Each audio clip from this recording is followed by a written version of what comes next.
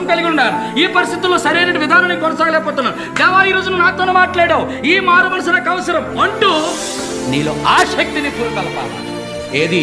దేవుని వాక్యం. ఈ దేవుని వాక్యం నేను పురుకొలుపుతున్న కొద్దీ నువ్వు ప్రోత్సహించబడి, నువ్వు ప్రేరేపించబడి తక్షణమే ఆసక్తి కలిగి మారు మనసు పొందాలి. అప్పుడు ఆ బల్లలో పాల్గొనడానికి నేను అందరి బట్టి చేసేయడానికి అదేమైనా రొట్టె పెద్ద రాష్ట్రాలు కదా. దానివల్ల ఏ రకమైనటువంటి ఆశీర్వాదం లేకపోగా శాపం వచ్చింది మనకి.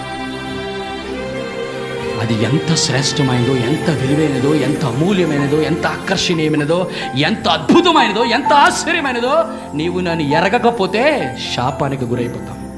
ఇక్కడ అంటాడు, నా రొట్టె తిని నా రక్తము పానము చేయబడే నిత్య జీవము, నీ నిత్య జీవము కొరకు నిన్ను సిద్ధపరుస్తుంది. అది ఈ ప్రపంచంలో ఏది చేయలేదు. అది అన్నట్టు అంత్యదినమని నేను వానిని లేపుతాను. అంత్యదినం